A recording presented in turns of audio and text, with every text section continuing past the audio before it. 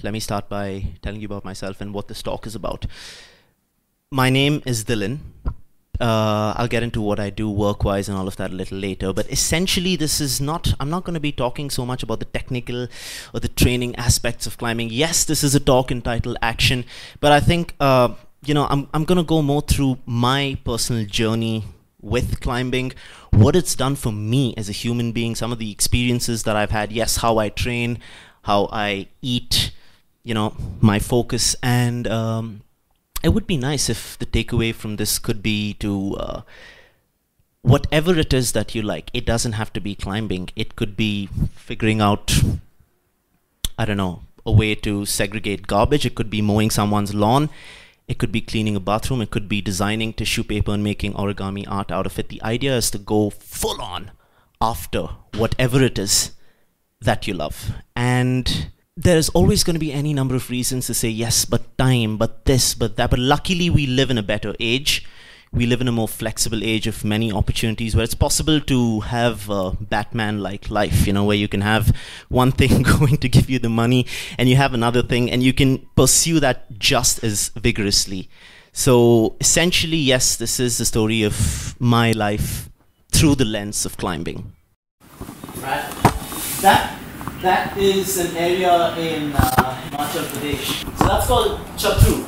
That particular boulder has a name. It's called Smiling Goddess, and it's one of the most magnificent areas to climb. It's at 3,500 meters. You know, you have a river going down, and then you have huge cliffs and peaks on one side. You have big rock faces on the other, and you have a valley that's filled with boulders, and so that's one of the places that I go to boulder to. I went there last season, and that's my friend Vikas. I was taking the picture, and yeah, it really is something. So the thing is, one of the hardest questions to answer as a climber, believe me, climbers get this a lot. So what do you get from climbing? Do you get what is your remuneration? Do you get the money? No. Why you are climbing? What interest is there? What is the feeling? It's so, I mean, of the many things climbers have succeeded at, this is the one thing that they have continuously failed at. You know, explaining to someone why it is we climbed and what that thrill is. It's so personal. I think that's the reason. Why I climb and my philosophy of that lifestyle could be very different from Lokesh. It could be very different from Zabil. It could be very different from, you know, a variety of people. My challenge is different from his. So it's one of those sports where it's sort of like a sport meeting an art form, because there's no single metric or judgment saying, oh, you are a more advanced and a better climber who's done more, you know. It means more to you than it means to the other one. I guess because it's so personal, people find it really hard to articulate. So I'm not going to be pompous enough to try and paint all climbing with one brush. I'm going to tell you why I climbed, and if that makes sense to you, it does. If it doesn't, then I have joined the ranks of many others who failed trying to do this. I climbed because it makes me extremely happy. Simple. I love it. It makes me extremely, extremely happy. It is perhaps the most positive experience in my life. It gives me peace. It gives me focus. It has really helped me become a better human being, less egotistic, more hardworking, more honest. It's given me a lot of insight into myself. It's allowed me to travel and climb in some, you know, visit some spectacular places and meet some spectacular people. And I'm a bit obsessive. I like having that one thing where I'm just like, you know, I really, really, really go after it and I lose myself in it. There's a nice quote from an author. His name's John Crocker, and it's one of the quotes that makes a bit of sense to the way I see things. He says, in immoderation lies rapture. And it's kind of like that. I like that, that extremity. But that's just my blabber. So I'm going to get into the actual factual part of it, which is how I started climbing. So there's just a throwback. There was the first time I ever visited Hampi. This was the end of 2010. I think it was December. Yeah, 2010. It was the first time that I climbed a lot on rock. And I started, so by background, I'm a radio professional. I started working in radio in 2006 in World Space. I was working for an FM station, Radio Indigo, back at World Space, then World Space closed, and then we were all part of a startup called Timber Media, and then I moved on to becoming an independent consultant, and now I work for a company called Radio Wala. My job is to make playlists for internet radio stations and retail radio stations. Essentially, I program music right now. So that's a bit of background. So what had happened was World Space had closed and everyone had sort of moved into this new company. And it was a startup, and I don't know how many of you over here work in startups, but work can be really snail-paced. Everyone walks into the office at 2 o'clock. What's happening today?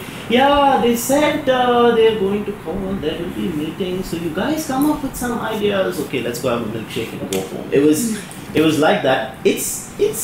I mean, that has its own thrill, It's like when you're a kid, summer vacations, you enjoy just being that way for a while, but then you get restless. And same thing happened to me. I was feeling creatively unproductive. I was feeling physically restless, and I wanted to do something. And I knew about climbing. I said, okay, fine. Why don't I do this? I know it's something I'll enjoy.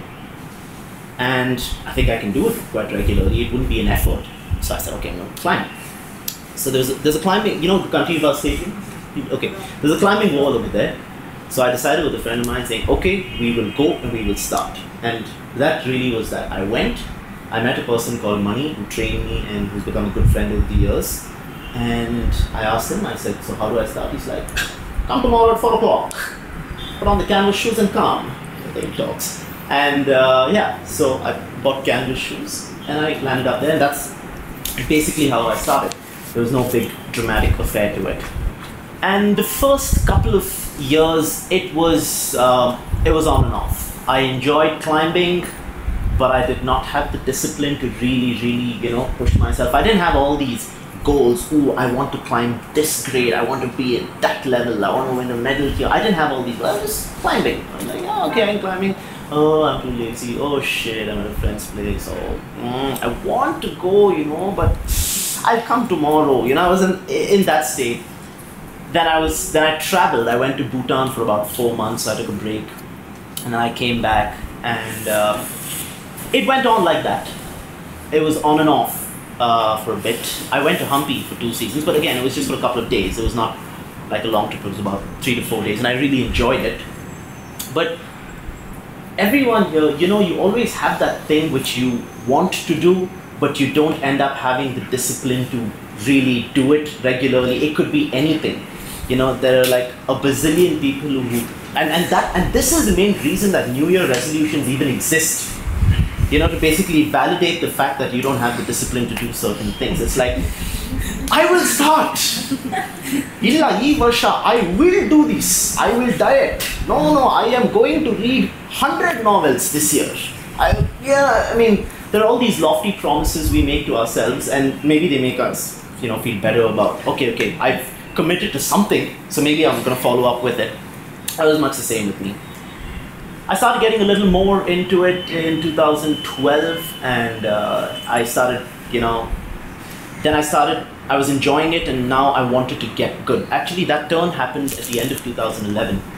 We have the national championships every year, and that year was taking place in Delhi. And they asked me to host it, to be the MC. And I was on the mic, and I was hosting, and I was watching all these guys climbing these really hard routes and pulling off these moves. I was like, shit, man, I don't want to do this. I don't want to be the guy on the mic saying, Ale, what a good move, wow, fantastic, guys. I didn't speak like that. But, it was like, I enjoyed that. I enjoyed being on the mic, but it was, there was a part of me who's like, oh, I want to climb like this. I want to be there. And so that was a burn. And then after November 2011, I'm like, okay, fine. That was my resolution point. It's like, okay, I'm going to train. Now I want to get good. I want to get to a point. Still indisciplined, I was going on a trajectory, and then finally I sort of found my rhythm a little bit the next year. And rhythm would be, I would train for 3 or 4 days, and then I'd miss 7 days, and then I'd come back and train for 2-3 days, and then I'd miss another 2-3 days. It was like that, but I was, okay, better than before. Then, this happened. This doesn't look like a very nice picture, no? It doesn't. Oh, by the way, the photographer's back there. The guy who's quietly sitting there, he's a photographer. So, this doesn't look like a positive or a motivating picture of anyone.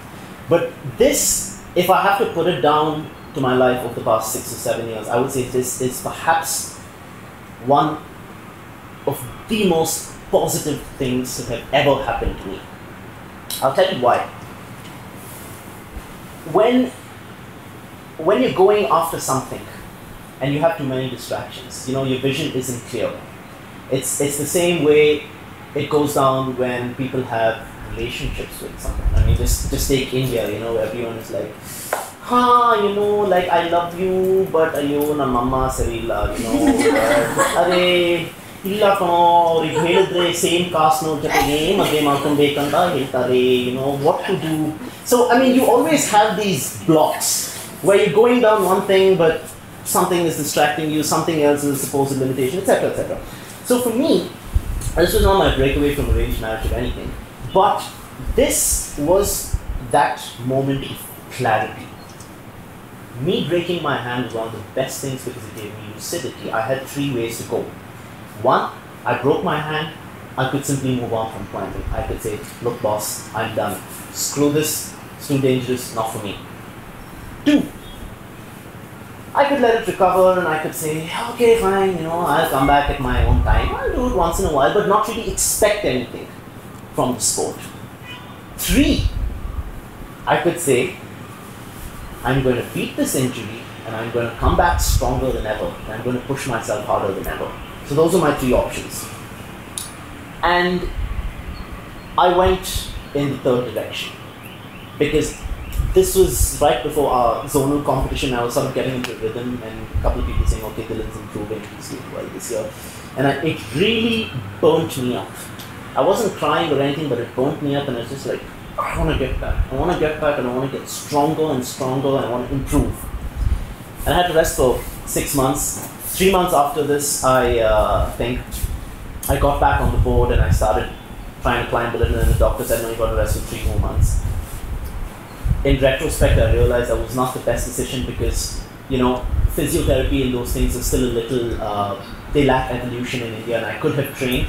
But anyways, I took a break for about 6 or 7 months, and then when I came back, I was like, now I really, really want to train hard. And this is what happened. I don't know if you guys can see this. So I broke this bone and I broke this bone. I broke both bones. I'll tell you how. So it was jump and move. Yeah, we call that a dyno. Dyno shot for dynamic. So it was kind of like this. I just sort of stimulate that on the board. It was sort of a move like this, where I get on here and I have to jump this way. So I went, I got this hold, and then my body took this huge swing, and then I fell that way. It took this 90, it went sort of parallel to the ground, and then my hand slipped, and when I fell, I think I fell that way, and I could hear the sound. It was like, okay, go on, I knew. So, but it was good. I went back, I started doing physio, I started thinking a lot about climbing. It was always in my mind. I started watching a lot of climbing videos. I keep coming and watching the comms, keep speaking to people. There was a time when I got so impatient that I couldn't climb with this hand, so I started thinking of routes that I could do with one hand. I started trying all these things. And then, sort of 7 months later, I got back, and that felt incredible. And I had a new perspective on it, and it opened me up to a lot of things. To give you a rundown, that's Hampi. How many of you have been to Hampi? Sure. Wow, okay. A lot of people. So, it's filled with infinite possibilities of rock. And I was asking myself, wow man, you go there for 4 days or 5 days, you can't really climb much because that rock is really harsh and it takes a toll on your skin. So that winter I spent a long season. I spent 3.5 months in Hampi. And one of the ways that I managed to do it was, right now I work as a freelancer, so all I need is a decent internet connection, to program music and put stations together. So as long as I have a dongle, I use that to work on rest days and after climbing, so I can balance my workout. And yeah, so this is the first time I spent a long season in Hampi, and then the next year I spent a good amount of time in Himachal Pradesh. I spent, I think, 2.5 months over there. It was fantastic, it introduced me to this world of outdoor bouldering. And by the way, bouldering is what I do primarily. It's my primary area of interest. To give you a bit of context, you have big rock faces, and for that you use the rope and the harness and stuff. So you call those lead climbs. Sport climbs or trad climbs. Sport climbs is when you clip into anchors at different points, and trad or traditional climbing is when you place your own gear to protect yourself. Bouldering is you just have big boulders, you have the crash pad, and you have hard technical sequences, and then you work them up. We call them problems. It's like finding a solution to a problem. A long climb is called a route, a short climb is called a problem. So bouldering is primarily what I'm interested in. It's incredible. I am biased, but I'm telling you. Believe me. So I spent 2.5 months in Himachal Pradesh. It was incredible because I had this. It was high altitude, so we wouldn't sweat. We could climb through the day. We'd wake up at 9 in the morning, and then we'd have breakfast. And then we hit the rocks by about 10 or 10:30, and it was good light till about 7:30, 7:45 even. So we climbed, rest, and we had these whole long days of climbing. And it was brilliant, not just because of the climbing in itself, but with any experience, whether it's where you work, whether it's your art class, whether it's a restaurant you work in as a chef. The most memorable thing about whatever it is that you do, or what makes you really fall in love with something, is your ecosystem, the people that you meet, the people that you form relationships with and you interact with. And nothing exists in a vacuum without that. So this was in Chatru, which is on the way to Kaza and Spiti from Manali. And that little dhaba there, it's called the Chandra Dhaba. It's named after the river that flows right below it. It's called the Chandra River. That's been there since 1962, I think. And we stayed there for about 10 or 12 days. It was $50, and we'd give you a pillow and this really warm blanket, and we'd sleep inside the dhaba. And then we'd wake up in the morning and have breakfast, and meals were $50, $60. So rice, rajma, sabji, unlimited. It was brilliant. And he'd give us coffee, and once in a while he had this special, mountain-style dry meat that he'd give us. And he loves climbers. So the person who runs this, his name is Lalu. And Lalu loves climbers, because you have a lot of people pass by his dhaba and they stop by for a cup of coffee, but climbers are the ones who stay there for a week, 10 days, 3 weeks, a month sometimes. So when we went, he's like, "Oh, you are boulderers, climbers, come, I tell you, come, you sit, you want tea, you want this, you have. Oh, the weather today, not good, it's frictionless." He doesn't climb, but he's interacted with so many climbers that he's learned all of that climbing terminology. Fantastic. The funny part about him is he has this small little white dog. It's this little feisty thing. It goes like that. And he's named it Panther. People do this.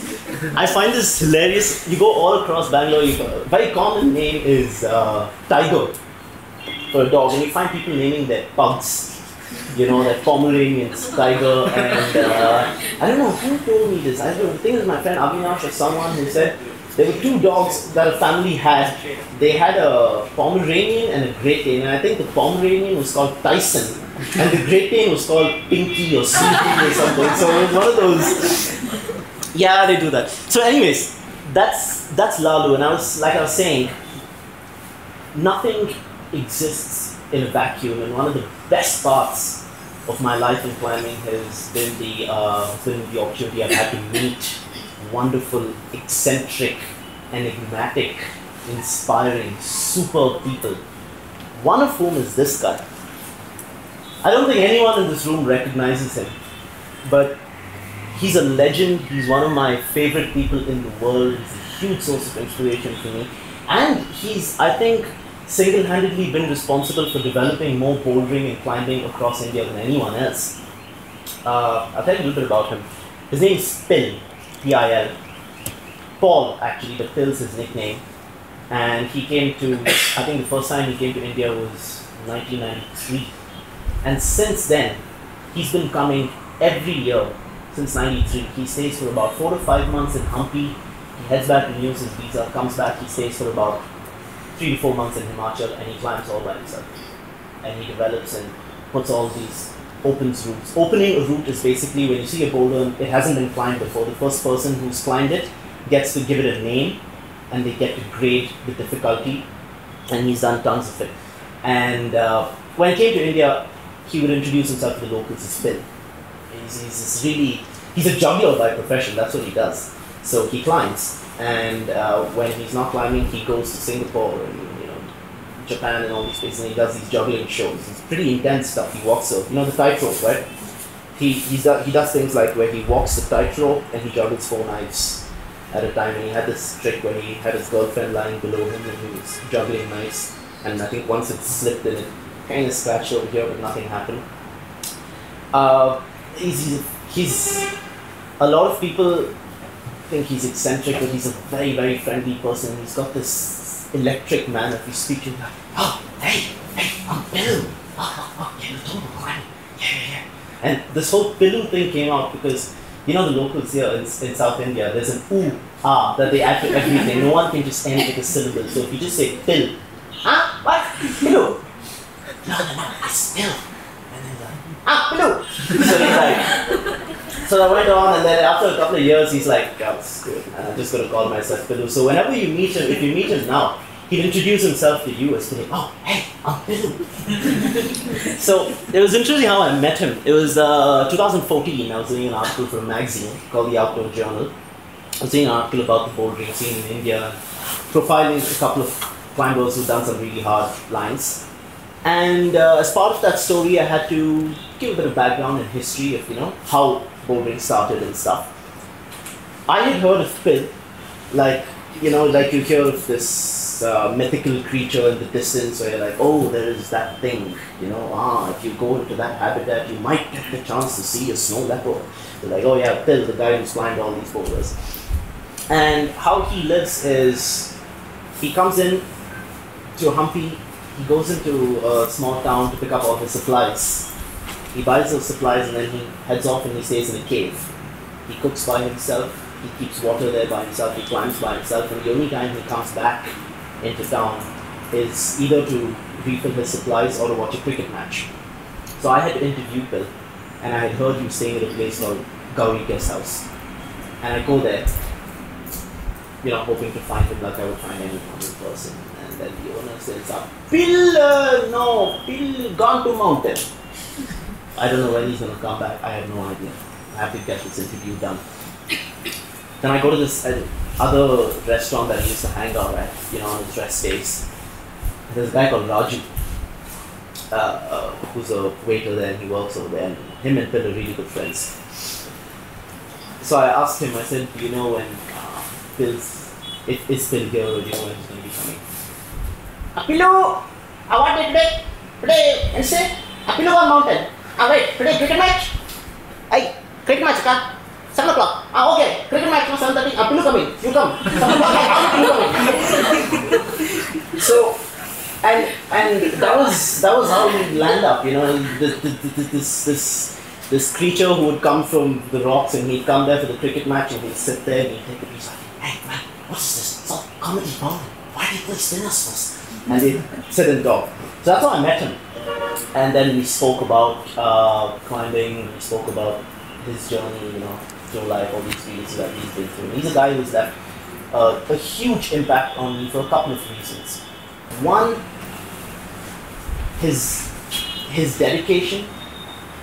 It's not easy for someone to live like that, to come to a foreign country year after year to, develop something over there and go back and get the visa done and come back and stay alone up in caves for months and do this all by yourself. Two, the fact that he's got a very non-competitive, very positive aspect and outlook of climbing.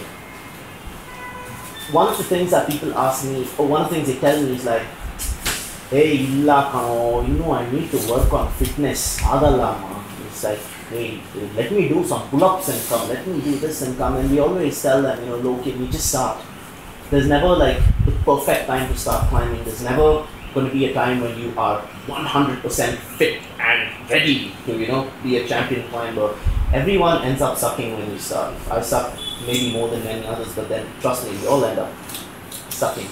And what happens is, in workplaces, in many other sports, there's this very bitchy competitive vibe where you are not treated well until you reach a certain level, where they will look at you and they'll walk past you and be like, no, excuse me, I need to practice.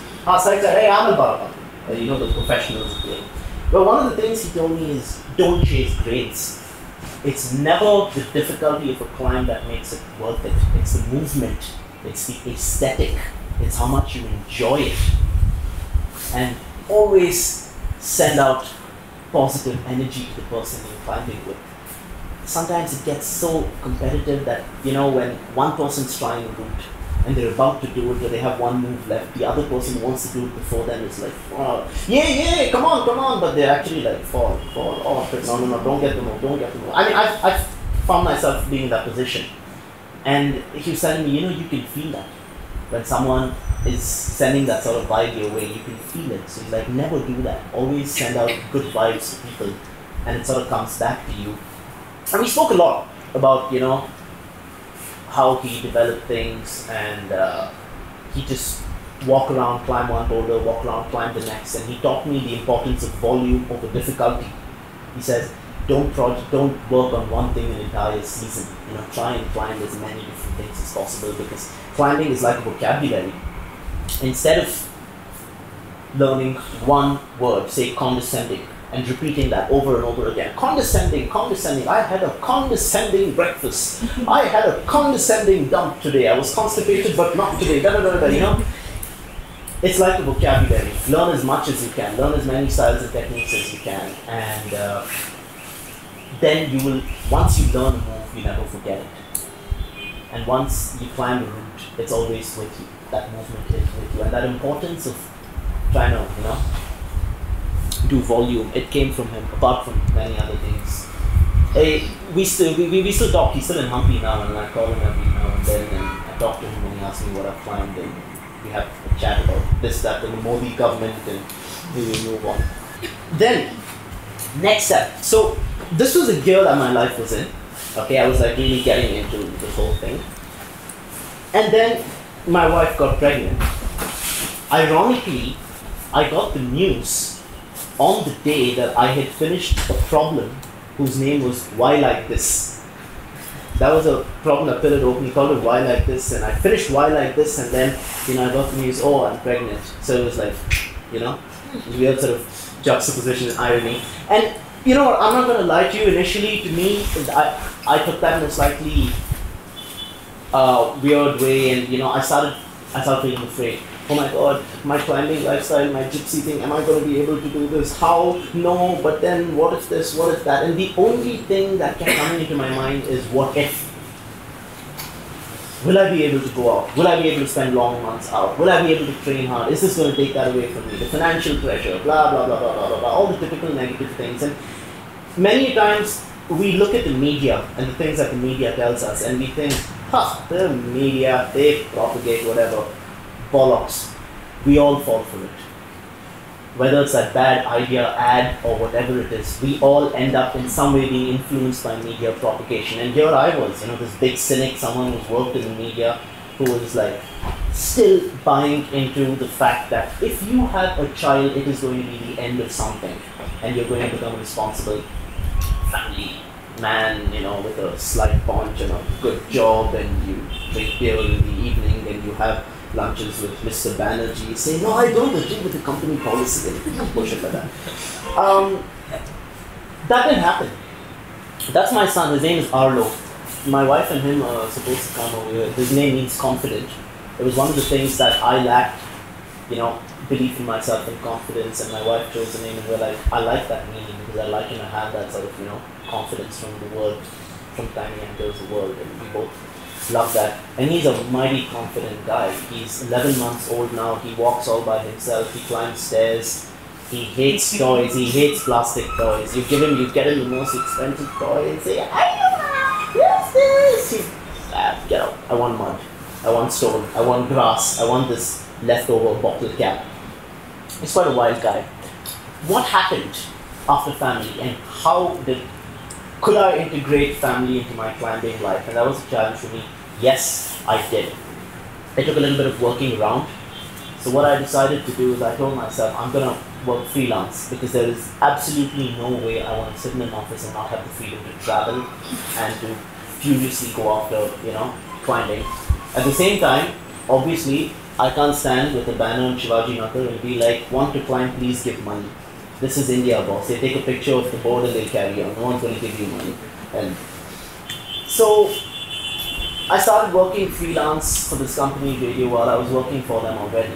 And then I told them very clearly, I can't work full time because climbing is important to me. I need that travel. It's not fair for me to expect that flexibility from you, or fair for you to expect certain working hours from me. And what I decided is from the get-go, we're going to get used to him being an outdoor baby and being used to travel and, life on the move. Now, before I tell you about that, interesting story of who my wife is and how I met her. Her name's Ale, and when we climb, one of the words that we use to cheer people a lot is Ale. Ale in French means come on. So the first time she came, and here's Ale watching a bunch of climbers all saying Ale, Ale, Ale, Ale. And she was very, man, what's happening? Does everyone know me? Why? She was very disoriented. So I met her in 2008. It was a nice story. I was working for Radio Indigo, I was in RJ for them at that time. I used to host the 8 to 10 slot. I was doing a show called the Indigo Lounge. And it was November 14th. And I was doing a little Children's Day. And then I was doing this segment on scandalous things people had done in public places. So there were different people saying, oh, I jumped off a train, oh, I peed over here. And there's one girl who comes up saying, yeah, so, we got a little tipsy, and then we, 3 of us girls, we jumped into this pool topless and we were intoxicated, we went skinny dipping. So I said, okay, I will put this girl on the air. So I don't know what went into me. I called Ali back right after the call. The number flashing on the screen. I call her back. And I say, Ali, hi, it's me, Dhillan. Can I take you out for dinner on Wednesday? Just say yes or no. Jeez, man, it's a bit of a tight spot. Just put someone in that. Just say yes or no. And she was like, yeah, okay, I guess, yeah, fine, okay. It was this, oh God, I went on a show. He asked me out for dinner. What do I say? So she said yes. So this was a Friday. I didn't call her on Saturday and Sunday, and she thought that I had sort of forgotten about her. And I was like, I'm not going to call her because I'm shy. I've never met this person. I don't know what to say. And we're meeting for the first time on a blind date. So I was like, okay, let me at least keep the conversation for then. So anyways, I went next Wednesday to pick her up. Of course, as is true to my nature, my bike had run out of petrol. I had a puncture. I was late. I was going in an auto. I didn't have the directions. She thought that I ditched her. I think she dressed up a couple of times and then undressed and redressed and all of that stuff. By which time the owner of her house had closed the gate and she had to jump the gate, hand me her purse through the bars, and then she came down after jumping and she turned around and she's like, hi. Right. So that was November 19th, 2008, and it's been about 7 years, nearly 6.5 years that we've been together, and then we got married, we had a kid, etc., etc., etc. So that's how the entire family thing came about. Now, what we decided to do was, when Arlo was really young, get him used to traveling and get ourselves used to traveling and being outdoors with him, because it becomes this big thing if you're not used to traveling with your kids. I mean, many of us have taken vacations with our parents and we know how hassle they sound. He's like, hey, no, don't go there, shoot, no, come back, no, come back. It's this really tense, hassle environment where everyone is panicking and thinking about logistics the whole time, and So he was 8 months old and we took him to Himachal this time. Yeah. And I was staying there, we stayed there for 2 months. I was climbing, I went there to climb. And what we done in terms of a living arrangement was we got this room with an attached bathroom, a small little room. And the owner had set up this little kitchen for us. It was not a fancy chef connoisseur's kitchen. It was just a table, with a stove and a gas cylinder, and we bought a couple of utensils and that was it. So that's how we ate the entire season. We, meaning she, cooked at home because I sucked at that. Not that I don't want to help. I went and I bought pork and I bought meat and all those things, but I'm just really bad at that. She's a freaking fantastic cook, so she cooked at home. And we wanted a kitchen place so we could prepare his food. So yeah, so we prepared his food and we feed him. And that did him, and it really wasn't that hard. I know this is the point where people might have some questions. If you want to interrupt me and ask me questions, you can. I'm just throwing the door open for that. So, a couple of things. First thing, finances. Always. Even the other day, I had a climber, a friend of mine, Mahan, saying, "Bro, I don't know, you manage your finances, bro." It's not that hard. You really don't end up spending that much more outside, especially in climbing areas, than you do in the city. I don't drink, I don't smoke, so I don't go out to party and things like that, so I save quite a bit of money there. If you cook at home, let me give you a breakdown of how much you spend for breakfast. I used to eat oats every morning. So one packet of oats was 80 rupees, and that would typically last me for about 13 days.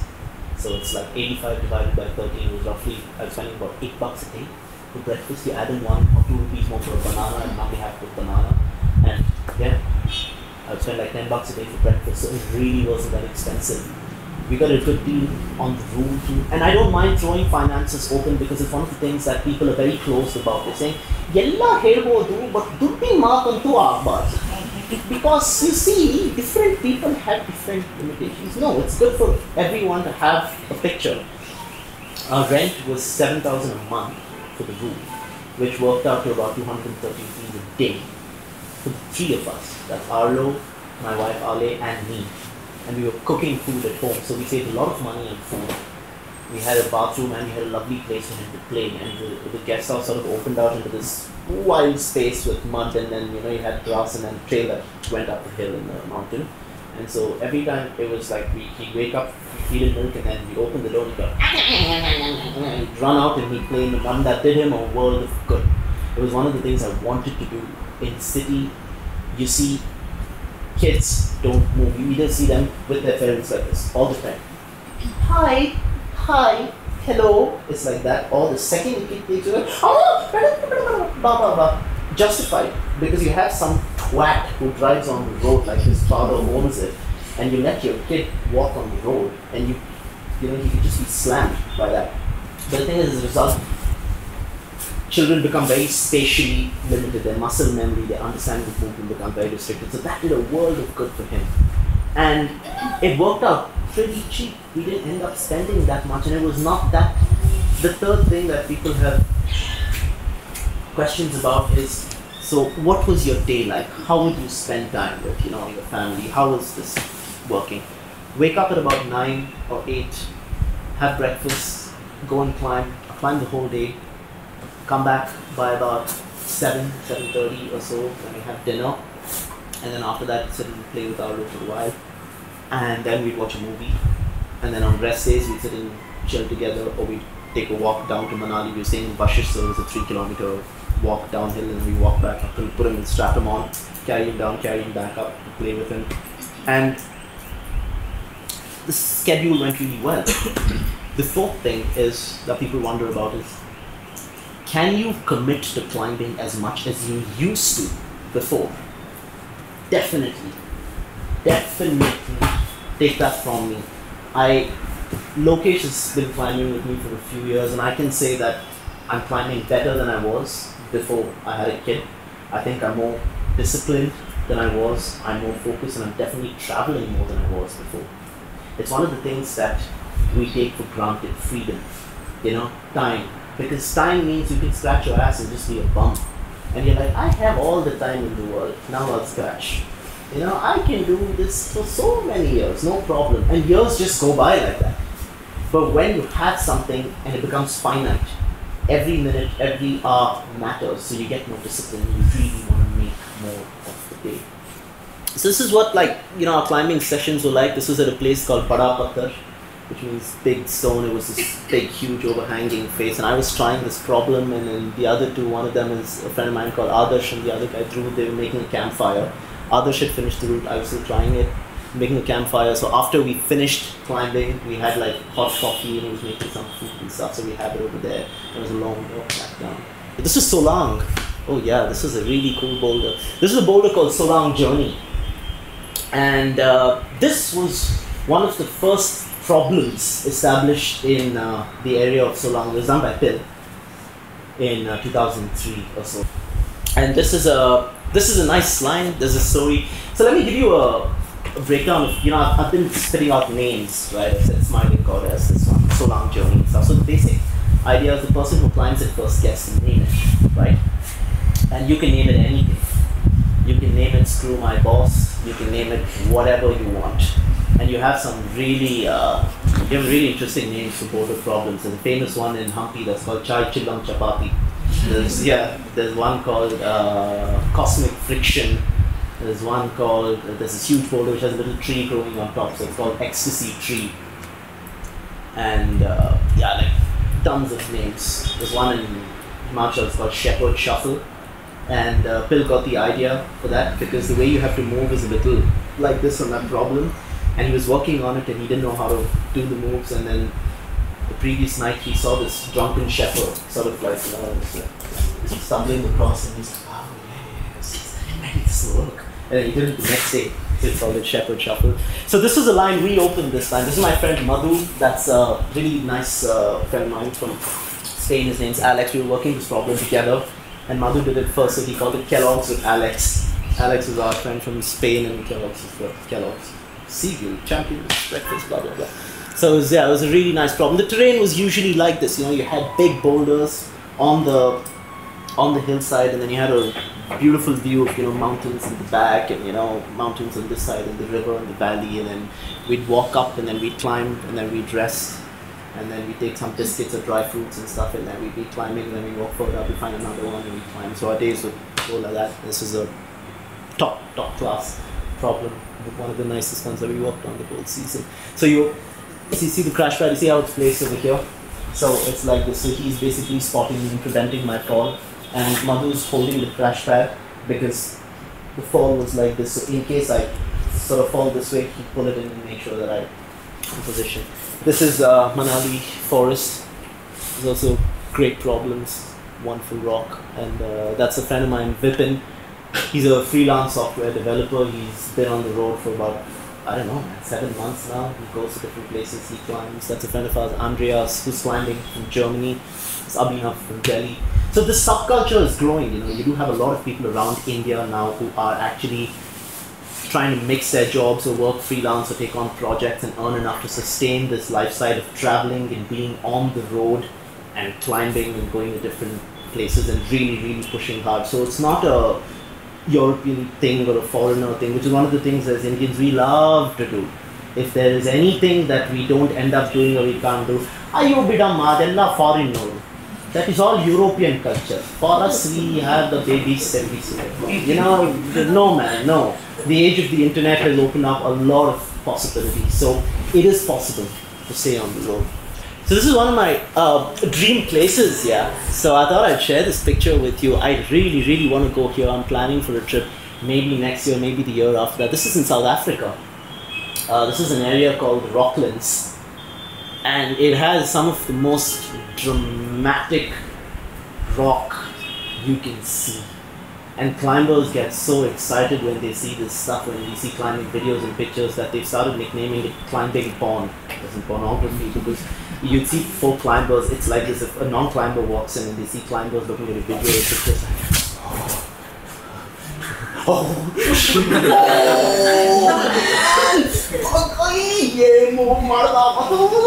it's like that, and to someone sitting on the outside, they're like, oh god, sorry, have I walked in at a bad time, It's that kind of situation. Yeah, this is in Rocklands in South Africa. It's this huge sandstone rock field in the middle of nowhere. It was, this particular rock The name of this rock is Rhino. If you notice, it looks like a rhino horn.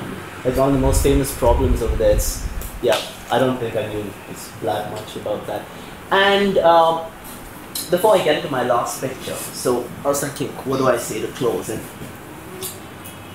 if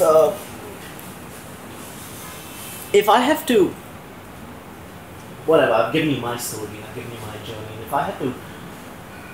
If this is a marketing presentation, and I have to sell climbing to you, and if I have to tell you why you should climb, it's hard.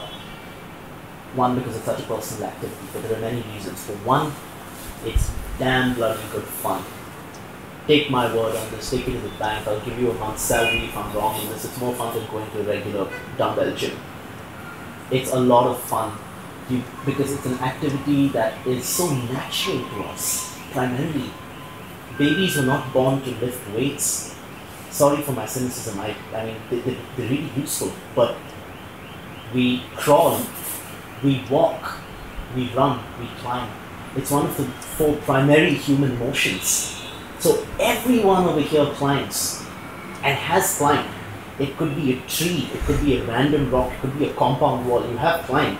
There's no reason for me or any climber to feel so much more superior to anyone else, because it is a fundamental motion. So it's in you to climb. It's become a sport where, we give ourselves challenges and we push ourselves. So it's a lot of fun. It's brilliant for fitness. Oh, trust me. We had a pull-up competition some time ago, and you have all these full power muscle mamus coming over there, like, cuts not a fix, cutting's not anywhere. These guys, and they have these wiry freaking climbers, and these skinny climbers. Location, I were on one team. We're all like working like this, in our shirts, barely fitting us, and going, cut. Hey, remember, I'm like demolish model. It's like, they were like really shocked that you had these gangly little people coming and doing that. So it's a sport that genuinely keeps you very fit, very strong in a lean, healthy way. You exercise your upper body because you need it. You exercise your core a lot. I would say finally your core ends up being the most important physical component of your climbing.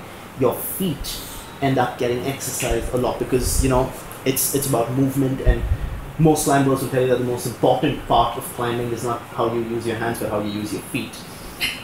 And it's about understanding your body. You feel very in tune with how you move. It's not about bulking up to look like Salman Khan or have man boobs. It's not about that. You feel a lot more light and aware. The word for that is kinesthesia. It's muscle memory and awareness. And you don't walk like this. You don't walk like, it's nice. It feels good to know how you can move. And these are just physical aspects of it. I think one of the other aspects is and when you climb outdoors, it's a fantastic lesson in friendship and camaraderie, because when you're doing big climbs, you literally put your life in someone's hands. You do. There are a few other sports that allow you to do that. It's not one of those, oh man, I lost the game because that bugger didn't pass. True, but if you fail on a belay, or you don't spot someone properly, you end up with this, or worse, you end up with that. Okay, no, I don't mean to be graphic, but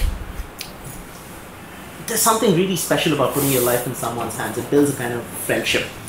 You learn this tremendous sense of minimalism and survival, and it's beautiful, we keep walking through our lives with this constant flux between what do we need and what do we want. And every time the income bracket increases, a want becomes a need. Let's take my favorite product, the smartphone, the iPhone. Yes, there are plenty of apps that are incredible, there are plenty of things that we need. But how many of us really need an iPhone? I need Shazam. I need this. Of course, I need sat-nav and GPS navigation, because it is simply impossible for me to just walk up and ask the guy, No, I need that freaking annoying voice. My friend Avinash and me have a lot of arguments about this, because I believe in asking people, and he'll put on that phone of his with that annoying voice, and we've nicknamed that guy Steve. Hey, right, here in 200 meters. Shut up. Okay, and Steve, the navigator, wonderfully misguided us once when we were coming back from Goa at night. We were driving, and suddenly he hears Steve saying, take left here. It's like, where's the left? There is no left. Take left here.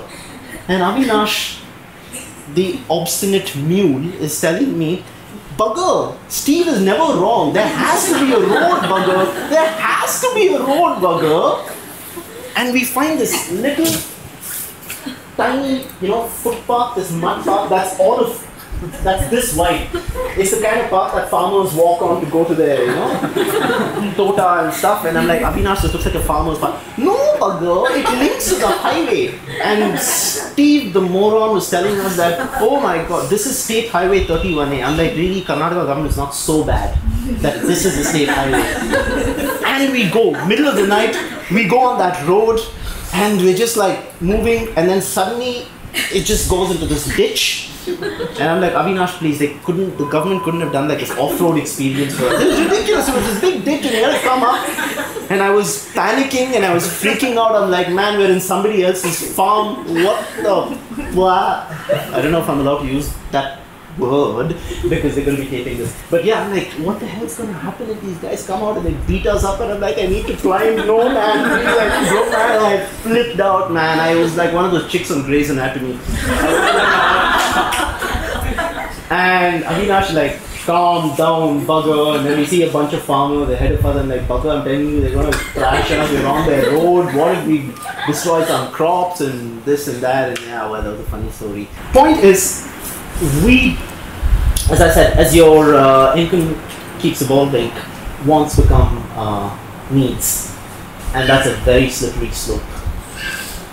There's no end to that. It's an iPhone, it's an LED TV, then it's an Ultra LED with Ultra HD curved TV. After that, it's a leather couch. Then it's a lazy boy without the Y. Then it's a God knows what, a Stanley leather or some such thing. Then it's like, of course, I need 2 cars. My wife needs one, I need one, and we actually need another one because just in case these 2 cars break down, then what are we going to do? It goes on like that. I mean, I have a house, I'm staying, but I need to invest in an apartment. I mean, I'm investing in an apartment, but then I need to have some property, Because what if? No, I need to save up for my son's education because I need to send him to the most expensive college in the US so I can brag to my neighbors, "Hey, my son in America." So, it's a nice counterbalance, that lifestyle. Climbing and being focused on it. It teaches you the beauty of minimalism. And it teaches you that a lot of the money that you spend in McDonald's is worth shit because that's really bad food. And the food that you eat in people's homes and in simple places is extremely good and healthy for your body. And that's another reason that I have so much respect for Bill because, it's one of those lessons I keep learning from him. Even if he's saying guest house, like, hey man, what you need guest house for? You stay in my cave in Badport. There was an area he was developing. He's like, hey, you have caves. Why do you need to stay here? And he stays in caves his whole life. So. And the other thing that I want to say is, forget climbing itself for a moment, just about why you should climb. Now there's all this talk, right, about conserving nature, save the tigers, 1 like gives 1 rupee to so-and-so fund which goes here, and save our forests, let's protest today, it's a Sunday. One of the hardest parts about conserving something, especially nature, is you don't feel for it that much until you've participated in it. It's not possible. You can't, how many of you remember this thing that was on the net? It's called the ice bucket challenge that was going on a while back. So you had all these people who 1 like for the ice bucket challenge, and many of them didn't know the full form of ALS. And it was this far-out disease, and there were plenty of other diseases that were local, that were happening in India, that didn't have a fancy viral campaign behind it. So it's kind of like that. It may become fashionable to like something and spread a message, but it becomes really hard to feel for it. And one of the most beautiful ways to participate in the nature that you want to conserve is to climb. Because our country is full of bloody fantastic rock. It's full of ancient, storied, fantastic rock and a lifestyle that few other lifestyles can beat. Granite at Hampi is between 2 to 3 billion years old. It's the oldest granite in the world.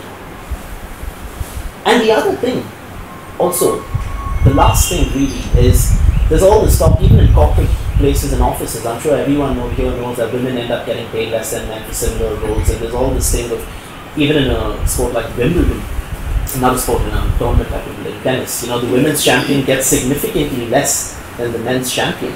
And they still make the women play 3 sets and the men play 5 sets because, of course, we are the superior, the greater sex, and we don't give birth and push things out of our vagina. Hey, I'm not taking that word back. It's a biological word. It's not a bad word. So the government, whatever. I mean, women tend to end up getting underestimated when it comes to physical feats. Childbirth and a woman's pain to tolerance, I think, is far, far, far more than anything a man can tolerate. I thought this fracture was bad, and then I saw my wife giving birth to our Lord, and it was like, good Lord. I mean, it was a beautiful moment and all of that, but you know what I'm saying. And why I encourage people to try climbing is, it is one of the world's great equalizers. There is hardly a sport in the world where you will find a 13-year-old girl and at the same time a 37-year-old man at the top of the field. It never happens. Men usually in traditional competitive sports end up being stronger and performing better than women. Not in climbing. Not in climbing. This is not a patronizing statement. One of the world's greatest climbers is a 14-year-old girl whose name is Ashima Shiraishi. She's a Japanese origin girl, basically out of New York. And she is one of the strongest climbers in the world, period. Not one of the strongest teenage female climbers, no. It's one of those sports that lends itself to so much of flexibility, because the way our coach says this very often, because men tend to climb with strength. We have strength like, it's ugly the way we climb, honestly. The women tend to climb more with balance and bodily understanding, and like better hip movement, because women are biologically equipped. So he always tells us, climb more with women. Your movement becomes better. You become a better technical climber. Don't keep climbing with men all the time, because you just become a power and strength climber. And the way you do a route and the way I do a route can be completely different. It's not like, oh, I just don't have Dhillan's height or his thing, so I can't do it. And women have certain distinct advantages in the physical aspects of climbing that men will never have. Flexibility for one. The ability to pull on really, really small holds. It's a joke in the climbing world. When we have big holds, men end up, being better because they have bigger palms. With these really, really tiny holds, women can always pull on them better. And it's like, oh yeah, that's a girl's rule. No, it's like either we can do it or we can't. Women end up being better when it comes to crouchy positions for that, because their hip and all those areas are a lot more open. So it's one of the great equalizers of the world, really. And I could offer you a bazillion other reasons to climb, but uses. Every one of you gets like a 3-session pass here at EQ, courtesy of the very modest Kirtana, who runs the gym. So you guys can climb for free over here for 3 sessions. So yeah, please feel free to try it out, and we can teach you basic movement and technique and how it works, and then we can go into more physical and technical aspects of what this kind of hold is and what that sort of hold is, and see how it makes you feel. Whether you pursue it or not is one thing, but I would love for you to feel like it's worth really, really going after whatever it is that you love, like that, by the censored word. Like really grab life by the balls, and whatever you love, really go after it, because it's not worth the excuses, it's not worth saving the time. There is always time. So thanks. Hey, the last picture. Oh yeah, this one. Sorry, this is Chatru again, and that's typically day out. And I thought it's a dramatic closing picture. I was walking away, the distance, all that stuff. Yeah, thank you so much for being a wonderful audience.